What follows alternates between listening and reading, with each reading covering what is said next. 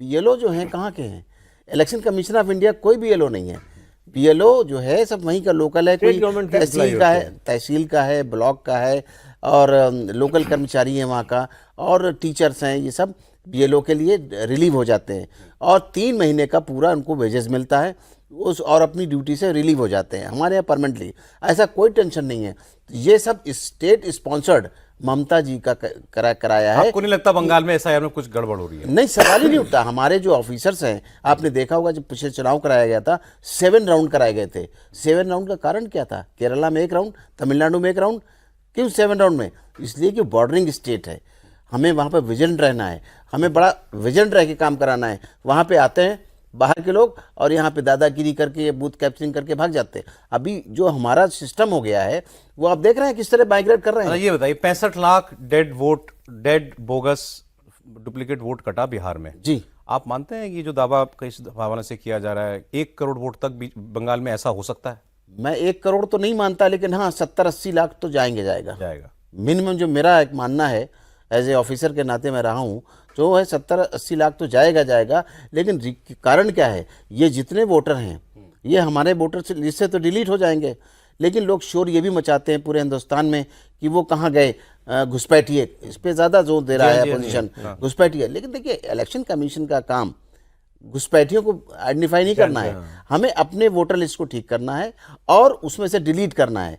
अगर हमारे बीएलओस पाते हैं कि ये बाहर के लोग रहने वाले हैं, वो लिस्ट खामोशी से हमारे डिस्ट्रिक्ट कलेक्टर के पास पहुंच जाती है और डिस्ट्रिक्ट कलेक्टर उसे अपने गृह विभाग से या अपने गृह सचिव से कह के, ना भी कह के, डायरेक्ट इलेक्शन आपको पता है एक चीज और, गृह मंत्रालय को भेजेंगे। एक तो तरीका ये हो गया कि भाई एसआईआर का नाम हुआ जब से तो घुसपैठिया खुद बॉर्डर की तरफ भाग ऑटोमेटिकली आप देख रहे हैं। दूसरा, जो नहीं भी भागा होगा वो अपना फॉर्म सबमिट करने से वापस डरेगा। बिल्कुल, मेरे फॉर्म की स्क्रूटनी होगी तो कहीं मैं पकड़ में ना आ जाऊं। तो ये जो जितने करोड़ फॉर्म बट रहे हैं, इसमें से बहुत से फॉर्म ले लेंगे, वापस ना आए, जमा नहीं करेंगे हैं देश में, उसी में चला जाएगा। खासतौर से महाराष्ट्र में है, कैटेगरी शीट में चला जाएगा, जो इसी पर देश भर के लिए काम करती हैं।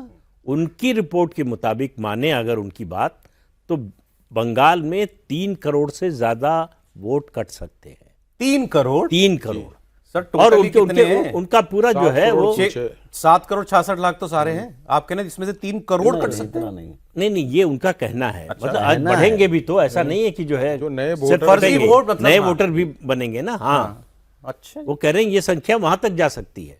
अब वो कितनी सही है कितनी गलत है, होगा कि नहीं होगा अलग बात है, लेकिन उनकी स्टडी ये कहती है। और ये बड़ा उनका कहना है कि अंदाजा ही नहीं है कि कितने लोग बंगाल छोड़कर जा चुके हैं जिनका नाम वोटर लिस्ट में है। पूरी कॉलोनी की कॉलोनी खाली हो गई है, ब्लॉक के ब्लॉक छोड़ के भाग गए हैं, जो हमारे पास इन्फॉर्मेशन है। हाँ, किसी एक बूथ का दिखा रहे थे कि कितना पूरा 92 परिवार वोटर। और आप ये मानते हैं कि ये सारा वोट टीएमसी का था? कम से कम बीजेपी का नहीं था? बीजेपी का नहीं था, बीजेपी का नहीं, हाँ, नहीं था, बिल्कुल नहीं था। अब जरा बात कर लें पार्टियों की परिस्थिति इस वक्त वहां पर कैसी है। तो सर, ये तो हमने लास्ट एपिसोड में बात की थी एक बार कि भाई ये चुनाव बंगाल का पूरी तरीके से जो है ये 2 दलों के बीच का चुनाव, बाइपोलर इलेक्शन है। कांग्रेस को और लेफ्ट को सीटें तो 0-0 आई थी। कांग्रेस का वोट और लगभग 3% था और सीपीएम का वोट लगभग, या बाकी लेफ्ट भी जोड़ लेंगे तो लगभग 5% था। तो ये 8% वोट इन लेफ्ट और कांग्रेस को मिला के मिला था। ये इस बार और कम हो जाएगा क्या?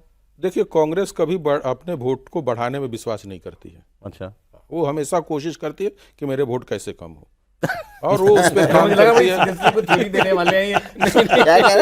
मुझे लगा कोई थ्योरी देंगे। नहीं, वोट नहीं बढ़ाती है, सीट बढ़ाती है।